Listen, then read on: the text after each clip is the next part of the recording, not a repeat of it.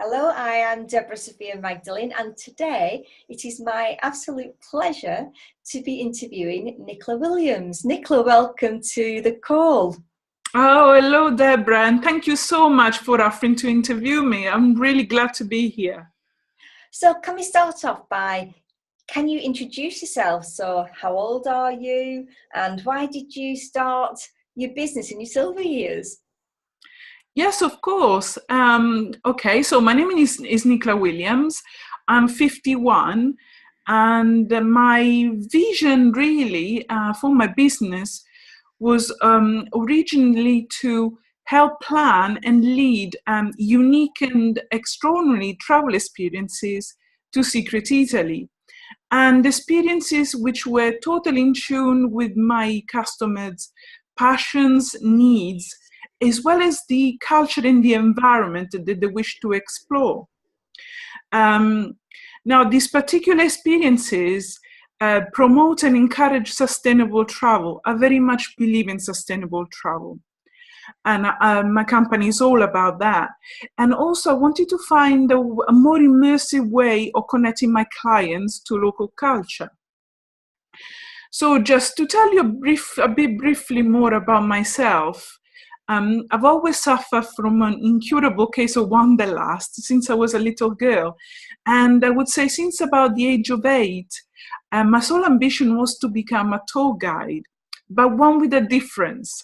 And not one of those that you see perhaps waving around a multicolored umbrella. No offense to them, but I wanted to be a tour guide which would inspire my clients to go off the tourist trail. So after having worked in the corporate world for more than 15 years, I've always felt like a square peg in a round hole. Is that the expression? Yes, I can relate to that. I never felt quite fitted into that kind of environment. And so after such a long time, I decided that it was time to follow my dream, realize my vision, and really start my travel business. And so I started my business. Really, I started first of all, before I actually set up my travel services, I started writing my travel blog because I've always enjoyed writing. And so specifically, I wanted to write about the Italy that I knew from childhood, the authentic Italy, the ones that travel books don't talk about, but it's nonetheless the real Italy. So I started blogging about that, and I still carry on doing that. And after that, basically, my services evolved and came from there. But did the services evolve because people were asking you for those services, or did you just recognize that there was a need for them? I felt there was a need for them. The people didn't come specifically asking for it, although I've done a bit of research and I knew which way they should evolve. But should I say it's still work in progress, because of course, only having recently set up, I'm still trying to find what it is that people truly want.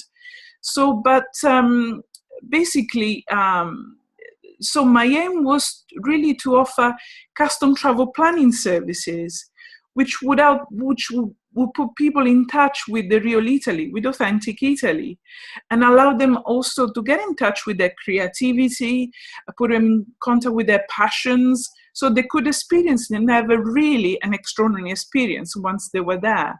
So basically, my services of I offer 3 different packages, but also offer tours. In the future, I'm going to be offering custom-made tours as well. And so having been a tour manager, freelance tour manager, I really acquired quite a deep knowledge of the Italy that guidebooks don't often talk about. And also, I'm really quite keen to expose my clients and with the local culture, with the real local culture, and have a fantastic time, and all the same while doing that. But that makes such a difference to being like a holiday maker. It's more like being a traveller and really getting to understand the culture. Completely. Yeah. I fully believe in being a traveler rather than a tourist. There's a Yeah. great difference between the two. I think And Italy is such a beautiful country. When I was 21, I actually cycled all the way down the Adriatic coast of Italy on a bicycle. oh, wonderful. And just saw some most beautiful places. So I highly recommend people do explore Italy. And Absolutely. there's so many hidden gems there. Sounds like you're the perfect person to guide them on that front, Nicla. That I can definitely help them. Yes, that's for sure. And I can help them because, as you rightly say, there are so many undiscovered gems. And sometimes I find during my travels, it's been often when I got lost that I come across these gems. So you come across them just by mistake, should I say by mistake? And you turn a corner and you go, wow. And sometimes you couldn't find it, not even if you tried. Yeah. But now I know where they are. I know, well, no, of course, not all of them, because Italy is, well, I guess compared to other countries, is not as big. But all the same, there is a lot that I still perhaps don't know myself. But I'm searching all the time. What, just briefly, what are some of the challenges that you've faced and how have you overcome them? Yeah, sure. Well, aside, would I say, from practical challenges, like, for example, raising money, enough funds to get things off the ground, I've also had to come to terms with technology issues as well, because when I first started, for example, I didn't know how to set up a WordPress site. I actually did it all myself by listening to YouTube videos. And I sort of learned along the way, but also the best thing is also ask for support, ask for help. So aside from those challenges, I would say that also the lack of support and advice of people around me have sort of slowed me down. So sort of I've experienced, I would say, a sense of isolation, a lack of support from those around me, not intentionally. But sometimes your loved ones are not the best people to offer practical support in this instance, as you know. Yeah. So I would It's say... important to find the right tribe, isn't it, of people that will support you in that. Exactly. And I know we met through the Silver Tent, which is an online community for ladies over 50. And I'm finding, I don't know how about you, but I'm finding that's such a brilliant tribe of women to be with. Absolutely, I agree with you. And a lot of the support that I've been getting over the last 2-3 years has been mostly through online groups. Yeah. I've got my accountability buddies there. So we got a separate group, it's 3 of us. And this has been going for the last 3 years. So really they've helped me overcome a lot of the challenges that I've faced. And so despite the challenges, so I'm still here. Good for you. Good for you. And yeah. So what have you learned about yourself in the process? Sorry? What have you learned about yourself in the process? Oh, I would say that in the process, I've learned that I'm much stronger and more resilient than I thought I could be. Definitely, without a doubt.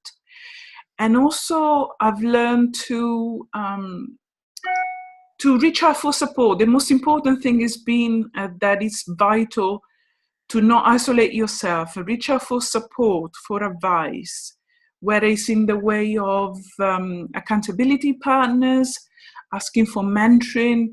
I think it's vital to ask for help. Yeah, and you've got a load of skills in the process, like learning about how to set up websites and everything. So well done for going online and finding that out for yourself. Oh my gosh, I don't know how I did that, but what you see, I originally set up my own WordPress website, but I realized that it looked mostly like a blog rather than a website. So really asked for help from a proper website designer, and eventually it was launched last January. He did a fantastic job. I knew that I needed proper help. Yeah, well done. What would be your top tips to help other people, Nicla? Well, I would say mostly three things. First of all, get as clear as possible about your vision. What I realized that it's much harder to get where you want to be in your business if you don't have the clarity about what you want to achieve. So I would say the number one, clarity is really key, is very important. The second one I would say, as I already mentioned, don't be afraid to reach out for support. It's vital that you ask for help. Don't be afraid to ask for help, because there's always going to be somebody who's willing out there to offer that knows the things, or perhaps already experienced the things that you're struggling with, and is willing to help you out. And I found the online groups invaluable in that respect. And the third really important tip would be to really know, I mean, it's still an ongoing process now for me, but really define who your ideal customer is and try and tailor your products and your services around them and offer what it is that they really want, not what you think that they might want. I think that's quite important. I realize that's really important. That's a great tip, yeah, because we can think that we know, but we actually don't. No, exactly. Always don't be afraid to ask. Go out there and ask. Yeah. Nicla, if people want to connect with you, how can they find more about you and also your work? And they might be interested in finding out about touring Italy. Oh, sure, yeah. So they can also, so they can go on my website. My website is www.therunawayitalian.com. The Runaway Italian. The Runaway Italian, which is all one word, .com. And I also have a Facebook page. So they can connect with me on Facebook. And that's, of course, facebook.com/The Runaway Italian. Or you just go to Facebook and you search for The Runaway Italian and I should come up on there. Brilliant. Well, thank you so much for taking time out today to come and have a chat with me online and to share your golden nuggets to help other ladies. And good luck with the Runaway Italian business. It's a fabulous concept and I really support that way of travelling. It's one that is very close to my own heart. So thank you, Nicla, and have a beautiful evening. Thank you so much, Debra, for giving up your time to interview me. It's been great, and thank you so much for your support. You're welcome. Lots of love. Okay, bye-bye. Ciao, ciao.